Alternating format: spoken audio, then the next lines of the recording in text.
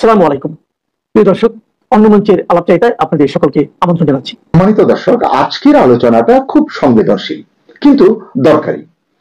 Deep state হলো রাষ্ট্রের সেই অদৃশ্য শক্তি যারা সরকার বদলায়, ন্যারেটিভ বানায় এবং জনমত নিয়ন্ত্রণ করতে চায়। তো প্রশ্ন হচ্ছে যে বাংলাদেশের রাজনীতিতে কি এখনো ডিপ স্টেট সক্রিয়? এবং আইআরআই যে সর্বশেষ জরিপটা করেছে, যেটা নিয়ে এখন সবাই কথা বলছে, প্রশ্ন করছে এই জরিপের ভিত্তি কি?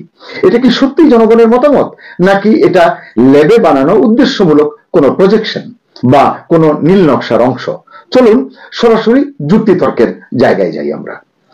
আচ্ছা, বিদেশি থিঙ্ক ট্যাঙ্ক এবং এজেন্সিগুলো বাংলাদেশ নিয়ে এত আগ্রহী কেন?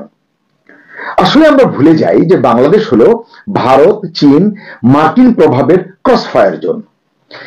এমন জায়গায় ডিপ স্টেট একা নয়, এখানে আরো থাকে আন্তর্জাতিক লবি, বিদেশি কনসালটেন্সি, থার্ড পার্টি গবেষণা সংস্থা, এক্সট্রাকশন পলিটিক্স, মানে যেখানে তথ্য মানেই ক্ষমতা, আর জরিপ হচ্ছে তার জন্য সবচেয়ে বড় টুল। তাহলে প্রশ্ন ওঠে, আইআরআই এর জরিপ কি ডাটা না ন্যারেটিভ? আইআরআই মানে ইন্টারন্যাশনাল রিপাবলিকান ইনস্টিটিউটের জরিপগুলো নিয়ে একটা পুরনো অভিযোগ আছে। কি সেটা? তাদের জরিপের ফলাফল মাঠের বাস্তবতার সাথে অনেক সময় মেলে না, এবং প্রজেকশন সাধারণত নির্দিষ্ট রাজনৈতিক এজেন্ডার সাথে সম্পৃক্ত, এবং জরিপের তথ্য সংগ্রহ প্রক্রিয়া, ডাটা কালেকশন প্রক্রিয়া স্বচ্ছ নয়, যে কারণে প্রশ্নগুলো আসলে উঠছে। তাহলে যে বাংলাদেশ নিয়ে যে সর্বশেষ জরিপটা তারা করলো, সেটা কোন ধাঁচের? এই জরিপে যে আস্থা এবং সন্তুষ্টির কথা বলা হয়েছে, সেটা কি সত্যি নাকি সাজানো গল্প? আইআরআই জরিপে বলেছে 69% মানুষ মনে করছেন ইউনূস ভালো কাজ করছেন, 70% মানুষ বলেছেন অন্তর্বর্তী সরকার নিয়ে তারা সন্তুষ্ট, 80% মানুষ বিশ্বাস করেন আগামী নির্বাচন সুষ্ঠু হবে। আমি তো এখনো বিশ্বাস করি না নির্বাচনটা হবে কিনা। যাই হোক, এই যে তারা যে কথাগুলো বললো, এগুলো তারা কোথায় পেল, কিসের ভিত্তিতে বললো? আপনি আপনার ঘরের বাইরে বেরিয়ে মানে র্যান্ডম বেসিসে 3 জন মানুষকে জিজ্ঞাসা করুন তো, 3 জনের 2 জন কি বলবেন যে এই জরিপে তাদের আস্থা আছে? এই জরিপ বলছে অন্তর্বর্তী সরকারের প্রতি জনগণের আস্থা আছে। কত শতাংশ মানুষের আস্থা আছে? কয়জন স্থিতিশীলতার কথা বলেন? জবাবদিহি এবং সংস্কার নিয়ে কার প্রতিক্রিয়া কি? আপনি আমি চেষ্টা করলে কিন্তু জানতে পারি। আইআরআই এর এশিয়া প্রশান্ত মহাসাগরীয় অঞ্চলের পরিচালক জোহান্না কাও বলেন, ইউনূসের নেতৃত্বে বাংলাদেশ এগিয়ে যাচ্ছে। আমরা এই দেশের লোক হয়ে আমরা বুঝতে পারছি না, এটা আমাদের দুর্ভাগ্য।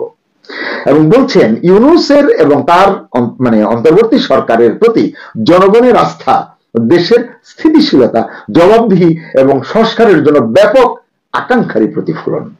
এই ব্যাপক আকাঙ্ক্ষার প্রতিফলন মানে কি আমি কিন্তু বুঝি না, আপনারা জানেন কিনা জানি না। আমি শুধু প্রশ্ন করতে চাই যে জনগণের দৃষ্টিভঙ্গি কি এই জরিপে সঠিকভাবে প্রতিফলিত হয়েছে কিনা। প্রশ্ন করুন না যে মূল্যস্ফীতি নিয়ে দেশের সাধারণ মানুষ কি বলছেন, অর্থনৈতিক সংকট নিয়ে তাদের মনোভাবটা কি, ব্যাংকিং খাতের যে টানাপোড়েনের খবর আমরা পাই, জর্জরিত মানুষগুলোর প্রতিক্রিয়া কি, আর সামাজিক নিরাপত্তার খবরটা কি। এমন অনেক ইস্যু আছে, আমি বলতে পারবো, লম্বা আলোচনা করতে পারবো, কিন্তু হতাশা দূর হবে না, প্রশ্ন শেষ হবে না। তাহলে এই প্রশ্ন তো করতেই পারি, জরিপ আর বাস্তবতা কি মিলছে? জরিপ বলছে নির্বাচনে বিএনপি পাবে 30% ভোট, জামাত 26% ভোট, আওয়ামী লীগ তো হাওয়া, নির্বাচনে নেই, গণনায়ও নেই, জরিপেও নেই। এতে আরো বলা হয়েছে আগামী সপ্তাহে জাতীয় নির্বাচন অনুষ্ঠিত হলে, আগামী সপ্তাহে কেন এটি আমার বোধগম্য নয়। তারা সেপ্টেম্বর থেকে অক্টোবরের ভিতরে এই জরিপটি করেছে, ফেব্রুয়ারিতে নির্বাচনের ঘোষণা করা হয়েছে হয় যদি, তাহলে কেন আগামী সপ্তাহে নির্বাচনের এই কল্পিত কষ্টটুকু তারা করছে আমি জানি না। তবু তারা বলছে আগামী সপ্তাহে নির্বাচন অনুষ্ঠিত হলে এনসিপি পাবে 6% ভোট, জাতীয় পার্টি পাবে 5% এবং ইসলামী আন্দোলন বাংলাদেশ পাবে 4% ভোট, এবং অন্যান্য যা দল আছে তারা সবাই মিলে হয়তো পাবে 8% ভোট। আপনার কি মনে হয় এটাই বাংলাদেশের রাজনীতির বাস্তব চিত্র, নাকি আইআরআই এর ল্যাবে বানানো উদ্দেশ্যমূলক প্রজেকশন বিশেষ কোনো কারণে? মানে এই ল্যাবে বানানো প্রজেকশন হওয়ার সম্ভাবনা নিয়ে বারবার আমি কেন বলছি, এটার জন্য আমি 3-4টা যুক্তি দিতে পারি আমার মতো করে, দেখুন মেলে কিনা আপনাদের সঙ্গে। এক, জরিপে প্রকাশের টাইমিংটা, মানে কোন সময় তারা এটি করেছে। আমরা সাধারণত দেখি কি কোনো বড় রাজনৈতিক পরিবর্তন বা কোনো সিদ্ধান্ত গ্রহণ বা আন্তর্জাতিক চাপের সময় আইআরআই জরিপ প্রকাশ করে। ইউনূস সরকার এখন কিসের মধ্যে আছে আপনারা আমার চেয়ে ভালো জানেন। এই জন্যই প্রশ্ন উঠছে এটা কি শুধু গবেষণা নাকি প্রতিক্রিয়া তৈরি করার চেষ্টা? 2, স্যাম্পল সাইজ বনাম দেশের বাস্তবতা। 4,985 জনের স্যাম্পল তারা নিয়েছে, কিন্তু বাংলাদেশের মানুষ হচ্ছে 18 কোটি প্লাস, ভোটার হচ্ছে প্রায় 15 কোটি। 4,985 জনের স্যাম্পল নিয়েছে, এটা কি যথেষ্ট? তাত্ত্বিকভাবে বলতে পারেন হ্যাঁ এটা যথেষ্ট, কিন্তু বাস্তবতায় না। কারণ রাজনৈতিক মতামত অঞ্চল ভেদে নাটকীয় ভাবে বদলে যায়। গোপালগঞ্জের হিসাব আর ঢাকা 10-এর হিসাব তো মিলবে না। মিলবে কি?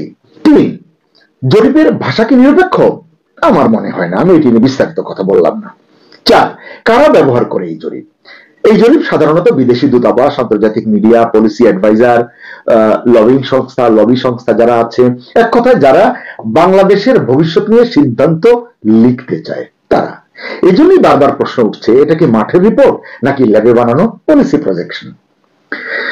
এরপর আবার বিশ্লেষকরা কি বলছেন, ছোট দলগুলো মানে ইসলামী আন্দোলন, জাতীয় পার্টি বা এই ধরনের আরো দলগুলো, এনসিপি, ছোট দলগুলো হতে পারে নাকি গেম চেঞ্জার। আরে ভাই, বাংলাদেশের নির্বাচনী রাজনীতির ইতিহাসে, নির্বাচনী রাজনীতির বাস্তবতায় কি এনসিপি বা ইসলামী আন্দোলনের মতো দল কখনো গেম চেঞ্জার হয়েছে? আর এনসিপি তো শিশু দল, ইউনিয়ন পরিষদের নির্বাচনে তারা জিতবে কেন এটি নিয়েই কিন্তু বাজি ধরতে পারে অনেকে।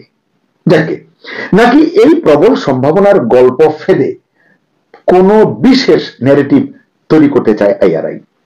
আচ্ছা, এই আইআরআই কে? আপনারা তো জানেন আইআরআই কে, তারপরে বলি এই নাম নিয়ে আসলে মানুষের মনের সন্দেহ আছে। এই সন্দেহের কারণ কি? এটা কি কোনো সাধারণ সংগঠন? মোটেই না। মার্কিন ফেডারেল সরকারের অর্থায়নে রিপাবলিক পার্টি পরিচালিত ন্যাশনাল এন্ডাওমেন্ট ফর ডেমোক্রেসির অধীনস্থ একটি প্রতিষ্ঠান এটি। গত 40 বছর ধরে কেন্দ্রীয় গোয়েন্দা সংস্থা মার্কিন সিআইএ এর অধীনে এরা কাজ করেছে। বিশ্বের বিভিন্ন দেশেই ক্ষমতা পরিবর্তনে কাজ করে এই সংস্থা, এভাবেই তাদেরকে আমরা চিনে থাকি। ইউএসএআইডি এবং আইআরআই এর যে ফান্ডিং 2018 থেকে আওয়ামী লীগ সরকারকে অস্থিতিশীল করতে কাজ করেছে, এটি আমরা গত 1.5 বছর ধরে শুনতে শুনতে কান ঝালাপালা হয়ে গেছে। 2024-এর চূড়ান্ত যে পরিণতি বাংলাদেশ দেখেছে আগস্টের 5 তারিখে, এটি তারই একটি ধারাবাহিক, তাদের যে কাজ সেই কাজের একটি প্রতিক্রিয়া। এটা আমার কথা নয়, আসলে মার্কিন স্টেট ডিপার্টমেন্টের সাবেক কর্মকর্তা মাইক বেঞ্চ তিনি বলেছেন, ইউএসএআইডির মাধ্যমে মার্কিন নাগরিকদের করের অর্থ ব্যবহার করে রাজনৈতিক অস্থিরতা সৃষ্টি করা হয়েছে। ডোনাল্ড ট্রাম্প যে $29 মিলিয়ন ইউএসএআইডি ফান্ড বাতিল করে কি বলেছিলেন সেই কথাগুলো নিশ্চয়ই আপনারা ভুলে যাননি। আর জর্জ সরোসের ওপেন সোসাইটি ফাউন্ডেশনের ভূমিকা যদি অনুসন্ধান করেন তাহলে সব পরিষ্কার হয়ে যাবে, কলেবর বেড়ে যাবে। তাই আমি বিস্তারিত ব্যাখ্যায় যাচ্ছি না। আইআরআই দাবি করছে এই জরিপের আস্থার পরিমাণ 95%।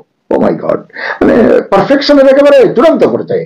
এবং এটা তাদের, এই জরিপটা তাদের প্রাক নির্বাচন মূল্যায়ন মিশনের রিপোর্ট। এই যদি হয় তাদের প্রাক নির্বাচন মূল্যায়ন, তাহলে আমি বলবো হাতি এবং ছাগলের মধ্যে পার্থক্য করার বোধটুকু তাদের আছে কিনা এটি নিয়ে আমার যথেষ্ট সন্দেহ আছে। মার্কিন গণমাধ্যম দ্য গ্রে জোন, এই নামটি আপনারা জানেন, তাদের প্রতিবেদনে বলেছে আইআরআই 2018 সাল থেকেই আওয়ামী লীগ সরকারের বিরুদ্ধে ষড়যন্ত্র চালিয়েছে। এখন পর্যন্ত আইআরআই কিন্তু এটি অস্বীকার করেনি। সাবেক প্রধানমন্ত্রী শেখ হাসিনাও বলেছেন তিনি বাংলাদেশের ভূখণ্ডে মার্কিন সামরিক ঘাঁটি স্থাপনের অনুমতিতে রাজি হননি বলেই তাকে ক্ষমতা থেকে চলে যেতে হয়েছে। তবে এই বক্তব্যটি যুক্তরাষ্ট্র পররাষ্ট্র দপ্তরের মুখপাত্র বেদান্ত প্যাটেল ওই সময় তিনি দাবি করেছেন ব্রিফিং এ যে শেখ হাসিনার পদত্যাগে যুক্তরাষ্ট্রের ভূমিকা ছিল, এই অভিযোগ সম্পূর্ণ মিথ্যা। এটি তো বলতেই হবে। তবে দ্য গ্রে জোন পর্যালোচিত ফাঁস হওয়া যে থিমগুলো নিশ্চিত করছে আইআরআই বাংলাদেশের রাজনীতিকে অস্থিতিশীল করার স্পষ্ট মিশন নিয়ে কাজ করেছিল। অর্থাৎ এই বক্তব্যটি আমার নয়, মানে প্রমাণিত সত্য। তাদের সেই লক্ষ্য এবং কাজের অগ্রগতি সম্পর্কে যুক্তরাষ্ট্রের পররাষ্ট্র দপ্তরকে নিয়মিত অবহিত করা হয়েছিল। সেই নথিগুলো গোপনীয় অথবা সংরক্ষিত হিসাবে চিহ্নিত ছিল। এরই মধ্যে আজ মঙ্গলবার সকালে আগারগাঁওয়ে নির্বাচন ভবনে প্রধান নির্বাচন কমিশনার এএমএম নাসিরউদ্দিনের সঙ্গে বৈঠক করেছেন ঢাকায় ইউরোপীয় ইউনিয়নের রাষ্ট্রদূত মাইকেল মিলার। তিনি ত্রয়োদশ সংসদ নির্বাচন এবং গণভোটের সার্বিক প্রস্তুতিতে সন্তোষ প্রকাশ করেছেন। এটি সব পত্রিকায় বেরিয়েছে, আমি সেখান থেকেই দেখেছি। যাই হোক, এটি নিয়ে একটু পরে কথা বলছি। যে আইআরআই যে জরিপে ইউনূস সরকার নিয়ে আপনার যে অগ্রগতির গল্প প্রচার করেছে, কেন করেছে এটি একটু দেখা দরকার আমার। আমি একটু কথা বলতে চাই। আপনাদের মনে আছে ইউনূস সরকার যখন দায়িত্ব নেন শুরুতে অনেক আশার কথা বলেছিল দেশের আর্থিক শৃঙ্খলা ফেরানো হবে, ব্যাংকিং খাতকে সংস্কারের মাধ্যমে স্থিতিশীল করা হবে, ঋণ খেলাপিদের বিরুদ্ধে ব্যবস্থা নিয়ে অর্থনীতির ভিত শক্ত করা হবে, ইত্যাদি ইত্যাদি আর অনেক কথা। প্রায় 1.5 বছর পরও সংস্কারের আগামাথা কিন্তু কিছুই মিলছে না, উল্টো পেছনে যাচ্ছে দেশের অর্থনীতি। অসংখ্য শিল্প কলকারখানা বন্ধ, অসংখ্য মানুষ বেকার, দারিদ্র হার অতীতের রেকর্ড, নিকট অতীতের সকল রেকর্ড ভঙ্গ করেছে। সরকারের ভ্রান্ত পলিসির কারণে প্রতিষ্ঠিত ব্যবসায়ীদের চালু ব্যবসায়ী এখন লালবাতি জ্বলছে। বাংলাদেশ ব্যাংকের সর্বশেষ প্রকাশিত তথ্য যদি ধরি, এবছরের সেপ্টেম্বর শেষে ব্যাংক খাতে খেলাপি ঋণের পরিমাণ দাঁড়িয়েছে 6,44,515 কোটি টাকায়, যেটা মোট বিতরণকৃত ঋণের 35.73%। গত বছরের ডিসেম্বরে এটা ছিল 3,45,765 কোটি টাকা এবং এই হার ছিল 20.2%।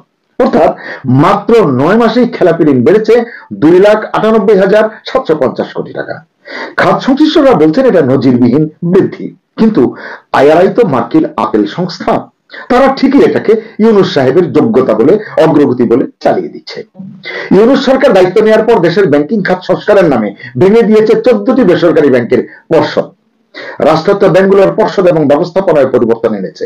ইসলামী শরিয়া ভিত্তিক 5টি ব্যাংক একীভূত করার নাটকে কত হাজার আমানতকারীকে যে তারা তুর্কি নাচন নাচাচ্ছে, এর বিচার দেশের মানুষ আর কি করবে? এটা আল্লাহর উপরই থাকুক। ইউনূসের কূটনৈতিক ব্যর্থতায় ভারতের সঙ্গে সম্পর্কের অবনতি এবং ব্যবসায় যে ক্ষতি হয়েছে তা নিয়ে কারো মাথা ব্যথা নেই। ইউনূস আমলে স্বাস্থ্য খাতে 13,000 কোটি টাকার একটি চলমান উন্নয়ন প্রকল্পে অস্বাভাবিক ব্যয়ের অভিযোগ অতীতের সকল রেকর্ড ভঙ্গ করেছে। এই প্রকল্পে সাধারণ কম্পিউটারের দাম ধরা হয়েছে একটি 7 লাখ টাকা এবং পরামর্শকের জন্য বরাদ্দ রাখা হয়েছে 216 কোটি টাকা। হরিলুট আর কাকে বলে? উলট পালট করে দেমা, লুটে পুটে খাই, চলছে এই অবস্থা। যাই হোক, একটি শ্বেতপত্র করেছিল এই সরকার। সেই শ্বেতপত্র প্রতিবেদনে এটাকে, এই প্রকল্পকে স্বাস্থ্য খাতের সিস্টেমেটিক দুর্নীতি বলে চিহ্নিত করা হয়েছে এবং বলা হয়েছে এটা ইউনূস সরকারের স্বচ্ছতা প্রশ্নবিদ্ধ করেছে। কথা কে বলেছেন? দেবপ্রিয় ভট্টাচার্য, এটি প্রধান তিনি। জানি না আইআরআই এসব চোখে দেখে কিনা এবং মাইকেল মিলার এসব খবর রাখেন কিনা। মাইকেল মিলার বরাবরই ইউনূস সাহেবের প্রশংসায় পঞ্চমুখ থাকেন। জানি না আইআরআই এসব চোখে দেখে কিনা, মাইকেল মিলার এসব খবর রাখেন কিনা। মাইকেল মিলার বরাবরই ইউনূস সাহেবের প্রশংসায় পঞ্চমুখ থাকেন। নেপথ্যে কি রহস্য আছে জানি না। ইংল্যান্ড এবং ওয়েলসের 2 লাখেরও বেশি আইনজীবীর প্রতিনিধিত্বকারী পেশাজীবী সংগঠন the law society of England and Wales যখন বাংলাদেশে আইনজীবীদের উপর নিপীড়ন ও রাজনৈতিক হয়রানির বিরুদ্ধে তীব্র নিন্দা ও উদ্বেগ প্রকাশ করে, তখনও মিলার সবকিছু স্বাভাবিক দেখেন এবং প্রশংসা করেন। ইউনূস সরকারের শ্বেতপত্র প্রণয়ন কমিটির যে বললাম প্রখ্যাত অর্থনীতিবিদ দেবপ্রিয় ভট্টাচার্য, তিনি যখন বলেন সংস্কারে ধীরগতি হলেও, ধীরগতি আছে, ধীরগতি নেই, স্লথের চূড়ান্ত ধীরগতি হলেও বিদেশিদের হাতে বন্দর তুলে দেওয়ার ক্ষেত্রে ইউনূস সাহেব কিন্তু বেশ করিতকর্মা। মাত্র 13 দিনে এই অসাধ্য সাধন তিনি করেছেন। দেবপ্রিয় বাবুর একটা কথা আমার কানে বাজে, সংস্কারে রিলে রেসের মতো দৌড়ানোর কথা থাকলেও সরকারের হাতে থাকা লাঠি, রিলে রেসের যে লাঠি, এটি এখন আর সরকারের হাতে নেই। শতভাগ সত্য বচন। আসলে এনজিওগ্রাম সরকারের প্রধান মোহাম্মদ ইউনূস এনজিওর জন্য বিদেশি অনুদান সহজীকরণের অধ্যাদেশ 2025-এর একটি খসড়া চূড়ান্ত অনুমোদন করেছেন এবং এটি করার মাধ্যমে তিনি এনজিও সহ বেসরকারি উন্নয়ন সংস্থাগুলোর বিদেশি অনুদান গ্রহণ এবং ব্যবহারের নিয়ম সহজ করেছেন উদার তিনি এনজিওর জন্য। এতে দেশের রাজনীতি এবং সার্বভৌমত্বের উপর প্রভাব বিস্তারের আশঙ্কা থাকলেও আইআরআই কিন্তু এতে খুশি হয়েছে, অন্যরাও খুশি হয়েছে যারা এনজিও কর্তা আছেন। এছাড়া আইন শৃঙ্খলা পরিস্থিতি নিয়ে আর কি বলবো, এখানে সেখানে উগ্র জঙ্গিপনার নির্লজ্জ প্রদর্শনী, অস্ত্রের ঝঞ্ঝনানি, শিল্প সংস্কৃতি সঙ্গীতের উপর আগ্রাসন, হামলা, ভাঙচুর, কুপিয়ে হত্যা, বাড়ি থেকে ডেকে নিয়ে গলা কেটে হত্যা, ধর্ষণ, মব সন্ত্রাসের আগ্রাসন, মৌলবাদী নানান ফতোয়া কারণে অকারণে, এসব নিয়ে হাজার বলেও কোনো লাভ কিন্তু হচ্ছে না। দুর্নীতির লাগাম টানতে পারেনি এই সরকার, বরং দুর্নীতি বেড়েছে তাদের আমলে। শিক্ষা ব্যবস্থা লাটে উঠেছে। এগুলো নিয়ে এক একটা নয়, অনেকগুলো এপিসোড করা যায়। দেশের ব্যবসায়ীরা কি বলেছেন, অর্থনীতিবিদরা কোন আশঙ্কার কথা বারবার উচ্চারণ করেছেন, সেগুলোর দিকে তাদের মনোযোগ নেই। উচ্চ সুদ এবং কম ঋণ, ব্যাংকিং খাতের এই দুই সংকট, এগুলো বিনিয়োগের গতিকে মন্থর করছে, এগুলি সকলেই বলছেন, অর্থনীতিবিদরা বলছেন। কিন্তু এই দুই সূচক উৎপাদন, কর্মসংস্থান ও বিনিয়োগ চক্র পুনরুদ্ধারের পথে সবচেয়ে যে বড় বাধা হয়ে দাঁড়িয়েছে, এটি আমার কথা নয়, আপনার কথা নয়। এই তথ্য সরকারের পরিকল্পনা কমিশনের সাধারণ অর্থনীতি বিভাগ মানে জিডি যেটি, তাদের নভেম্বর মাসের ইকোনমিক আপডেটে ছাপা হয়েছে। আর মানবাধিকারের কথা কি বলবো, আন্তর্জাতিক অনেকগুলো মানবাধিকার সংস্থা উদ্বেগ উৎকণ্ঠা জানিয়েই চলেছে, পরামর্শ দিয়েই চলেছে। আইআরআই কি এসব দেখে? মিলার সাহেব কি এসব শোনে? সবাই কই। অভিবাসন এখন কতটা কঠিন কেবল ভুক্তভোগীরাই জানেন। যুক্তরাষ্ট্রের দরজা প্রায় বন্ধ, ইউরোপে যাওয়া কঠিন, দেশে দেশে ভিসা বাতিল হচ্ছে, রিফিউজ হচ্ছে আবেদন। মাগার আইআরআই অগ্রগতির ঢোল পেটাচ্ছে।